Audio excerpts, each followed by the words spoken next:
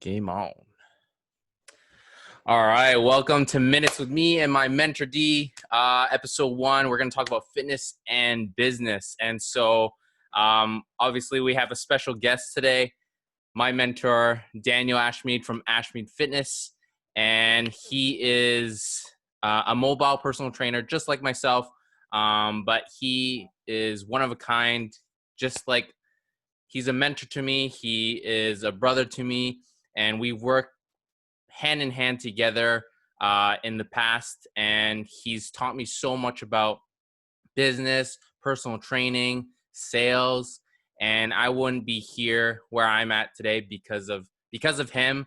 I'm so grateful for Thanks, where I'm man. at, and yeah, like I said, he's helped me so much. And people who are looking for someone in the fitness industry, he's a guy to look for, because he's been in the fitness industry for 10 plus years, and he helps personal trainers develop their business, right?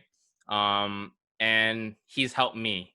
And before COVID and everything, I was actually, before, when I started my business, he's just really been there for me every step of the way, and he's there to guide you.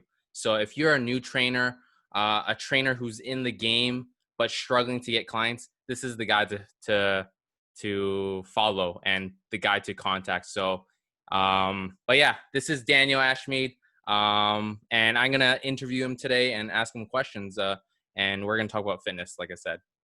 Thanks, So, Fawn. Yeah, let's get to it, brother.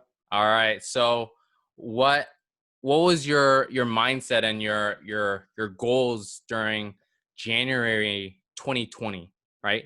The beginning of the year, you starting your personal goals, you set your business goals. What was your mindset? Well, I don't know. I feel like everybody else, because of the 2020, it was like this magical year. So I had a lot of aspirations and a lot of goals to set. It was going to be my first year of, exceeding my sales goals. I had a lot of personal ones as well. Things were on the upside. There's a lot of struggles in the past 5 years of me starting my own business. And at this point, we're on an upswing. So that was fantastic. I had some financial goals to have monthly quotas, quarterly goals, and that kind of thing. And everything was moving smoothly. And I had a lot of clientele in the pipeline, and also with my other trainers that I work with, that we were on that way. That's awesome. That's awesome. And like guys, no matter what age, or age does not define your success, right? Me and Daniel are totally different age groups. He started a business a year before me, right? And look where he's at, right? He Mm-hmm. he has a team full of trainers developing. He's developed me, and I'm just one year behind him, right? And it doesn't matter, right? Exactly. So that being said, what about you, Bon? What was your plan? What was your mindset in 2020 in January? Yeah, just like everyone, the golden 2020 vision, and how, we wanted to crush this year. That was my mindset. I was like, I'm gonna crush this year. I Every year at New Year's, right? New Year's Eve, I don't go out. I don't go party. Literally dedicate that one night where everyone else is partying. I sit at home all alone, and I write down and picture and visualize what my 2020, what my year will be. Right. And that was it. Like, I wanted to buy a house, right? I wanted to make X amount of money in the year, right? And throughout all the teachings that you've taught me, I planned that out, and I was literally on my way. I'm telling you, visualization is key.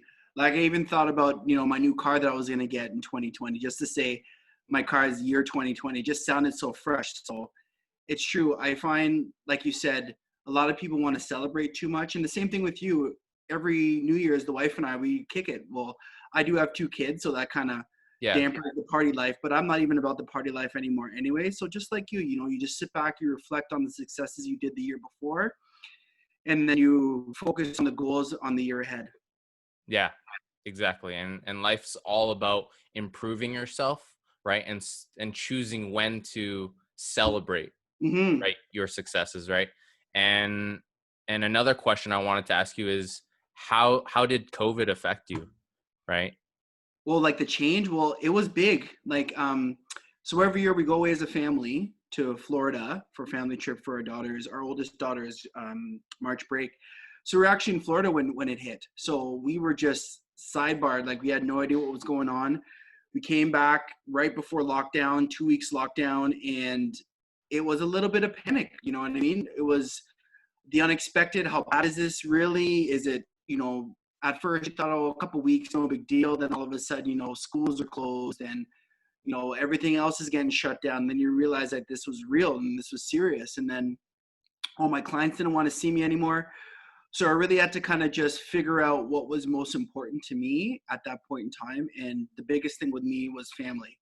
Because I haven't had a chance to have dinner with my family for the past 4 or 5 years because of work, and I'm having a new baby. I have a 2-year-old in October, so newborn baby and stuff. So it was a gave me an opportunity. I think it was a blessing that I had a chance to calm down, sit back, and figure out what was important to me personally at that time was my family.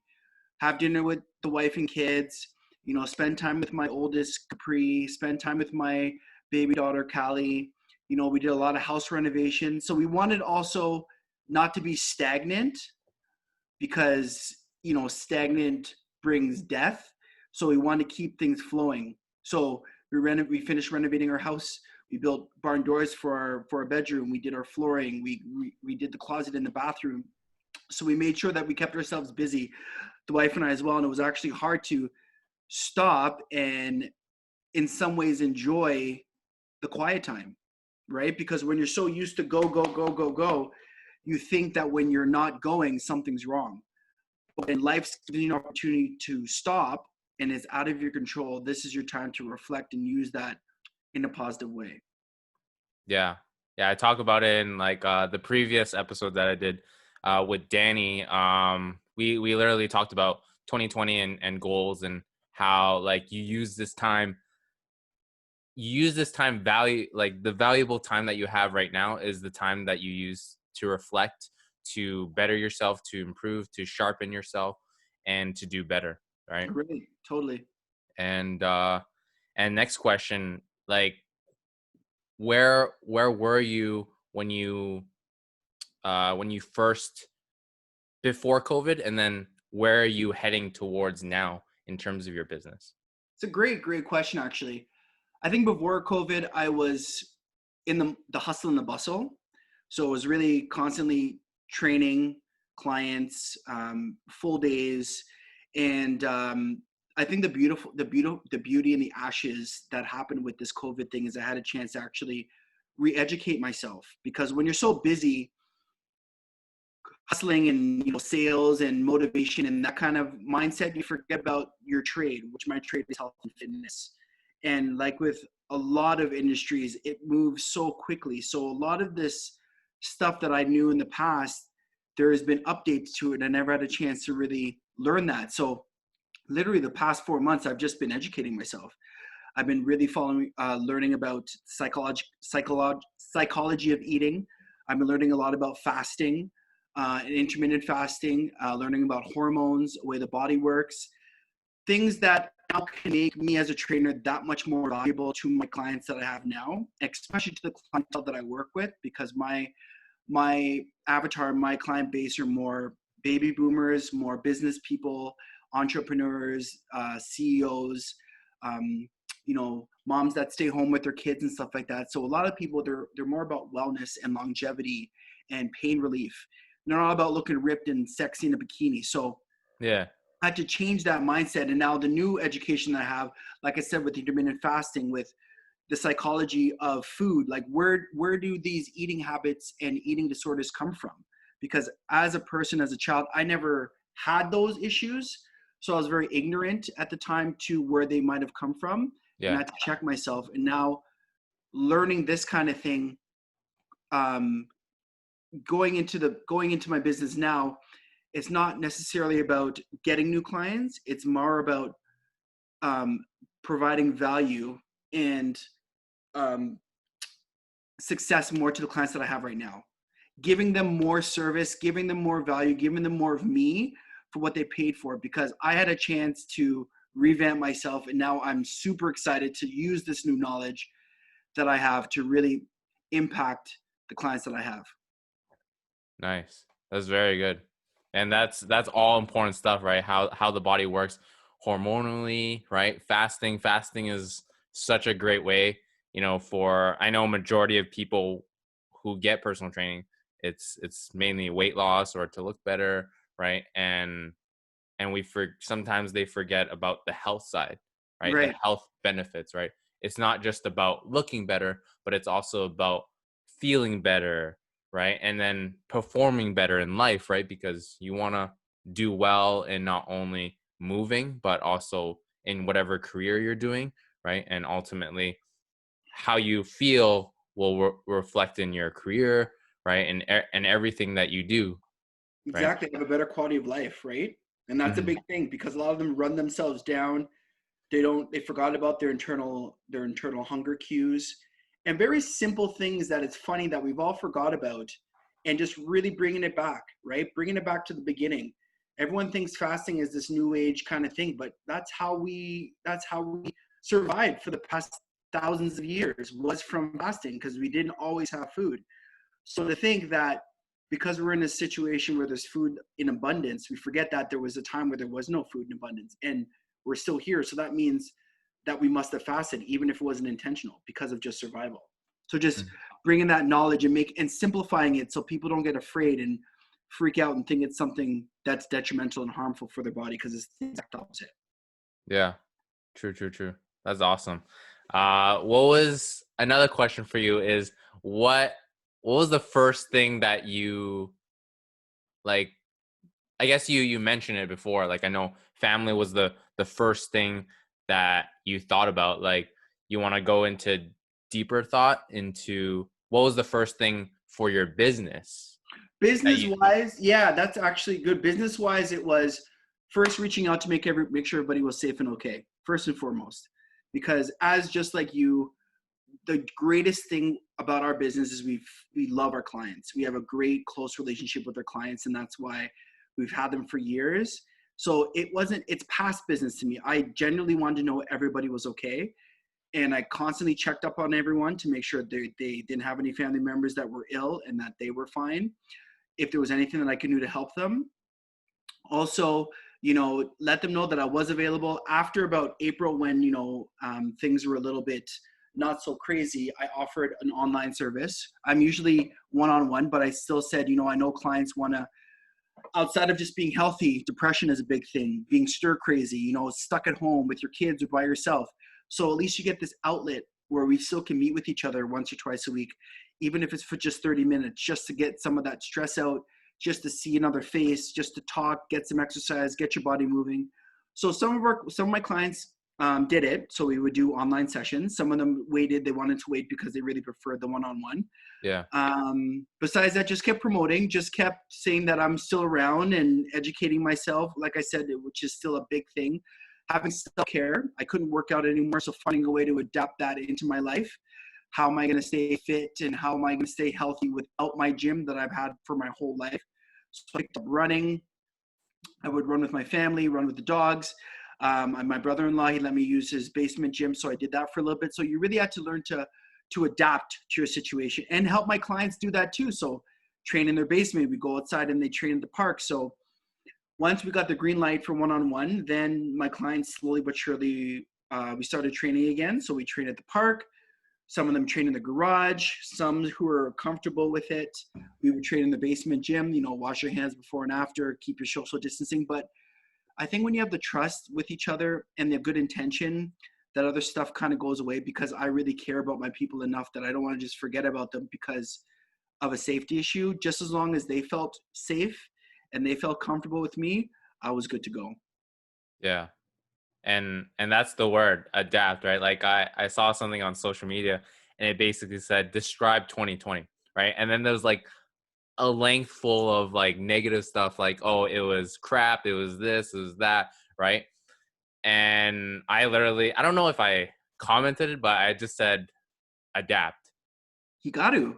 right? It's just about adapting to the situation that you're in, right? The thing is, you And have no choice. So instead of sitting back and complaining and being mad and falling behind, just adapt.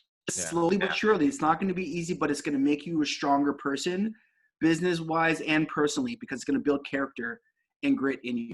yeah, and especially you coming from a bodybuilding background, right? Like you're like, I know people can't really see you right now in terms of like your physical, like you're jacked, like you're big too, right? So it's like you've done shows, you've done all these things, and it's like, going from the gym world, right? Yeah, Because you're so heavily in there, yeah, to absolutely nothing. nothing. It was very hard. I can't lie. Another thing too is I realized I put my identity a lot in the gym, and I had to realize that I was more than just a gym rat. I'm a father. I'm a business person. I'm a husband. So I had to really humble myself and see who is Dan without the gym. And at first it was hard, but you know what? It's also been another blessing because I've been okay with it. I don't have the anxiety that I thought I was going to have without the gym. And I wasn't in a big rush to get back to it. I have my whole life, and that's the whole thing. I got to practice what I preach. I tell my clients, it's not about getting your results right now. It's about getting results and keeping them for the life. So I need to remember that and know that there's seasons where I'm not going to be able to go to the gym like I would love to, but that's okay. So I took the time and I said, this is okay. I can't work out, but that doesn't mean it's a bad thing. What I can do is keep up with my eating, find different ways to be active, and do other things that bring me joy, which was family, which was education, and talking and chilling with you, bro. Yeah, yeah, yeah. No, and then yeah, that also reminded me of pretty much there was a conference that I was on, and basically it was this guy who had a 5-year business, right? And he said something super unique. Just one second, I just gotta open Yeah, it. It's a little dark. Um, yeah, so he said, in the end, you will win, right? yeah, So you write your own scripts. You control how your ending works, right? And if you, no matter what happens in life, no matter what you got to do, just do the work, and in the end, you'll win, right? And agreed. that's what it's all about. So, And last question to wrap things up. I know we're going over time, but that's okay. It's all about giving, and this is going to be posted on YouTube, Instagram, and Facebook, guys. So if you missed the Instagram live, that's okay.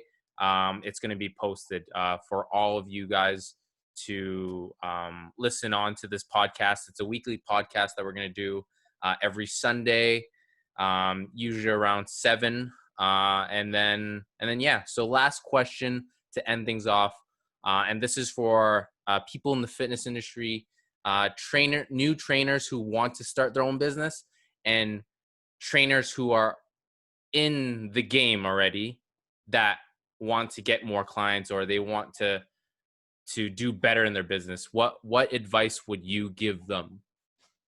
I would say the biggest thing would be getting new clients sometimes is hard. When I first started, I went back. I used to work for Good Life for over a decade. So I had a lot of contacts and a lot of practice with Good Life clients.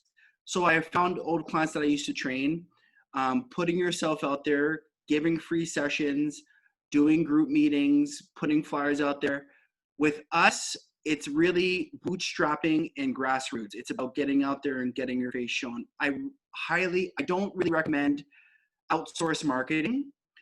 A couple reasons why is because as trainers, like with us, we usually have a niche market of who we want to go for. Bon, you have your type of people, your avatar, your clients you want, and same thing with me.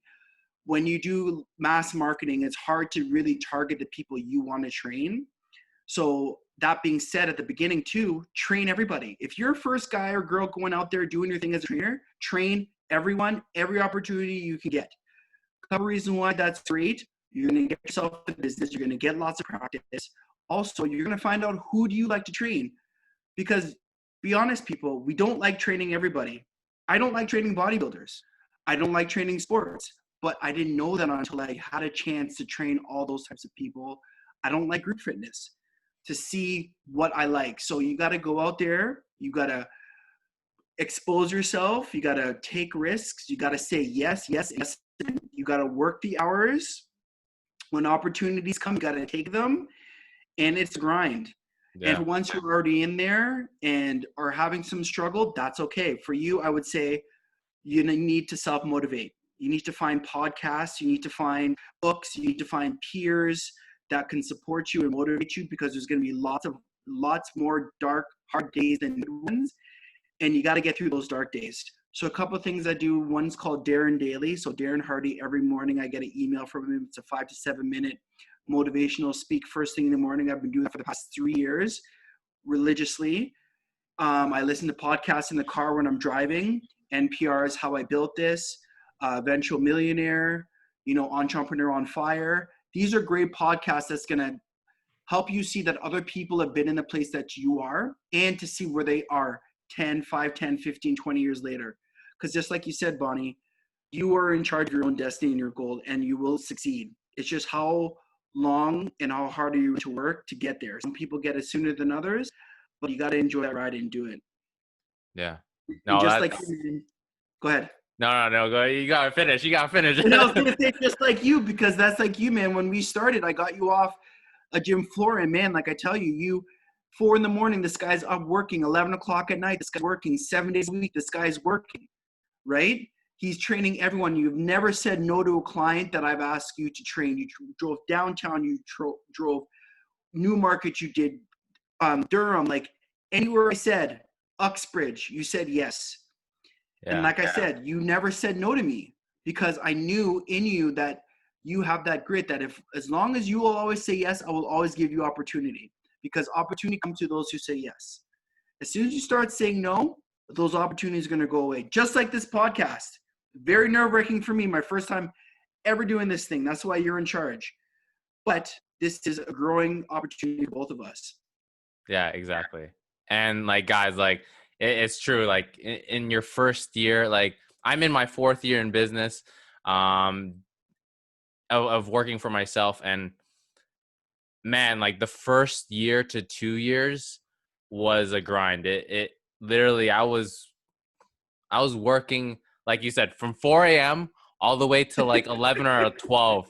I was getting bare like minimum of sleep. Like I was sacrificing my health for where I wanted to go, but it was well worth it. Just be careful when you're waking up in the morning and then driving, because like I definitely had a hard time like getting to clients, and I was like literally like high on caffeine and just like keeping myself awake, blasting the music. I was just like trying to just survive that morning. And then, but what kept me going was my why, my dreams, and where I wanted to go. And that was the most important thing to me. I love it. And I love it. by year 3 was when I felt the big boom for me. And I got myself out there, that people started to reach out to me. So new trainers who are in the game, don't stop grinding, because anything is possible if you work hard and you find that niche that you want. And a saying that, I don't know if there's a saying out there, but it's something like this: you are built to believe beyond anything, right? Any obstacle, any challenges that are in your way, you can overcome it, right? As long as you want to, because you write the scripts of your own life. Totally. And I would add on that too, guys. So please, going forward, we're going to do this weekly. So any questions you have in terms of fitness and business, like Bon was saying, I do work with a lot of trainers in the GTA. My specialty is sales and motivation and building of other trainers. So if you have any questions you have with me, ashmeadfitness.com is my website. Also, to clients and people in the public, please ask us questions. We really want this to be organic and interactive. Ask us what you need to know about fitness, business, life, lifestyle, all that good stuff. We love it. If we don't know, we'll figure it out. And we want to make this a really positive podcast for you guys. All right. And that's it. Thank you so much. All right. Thanks, man. Take care. Later.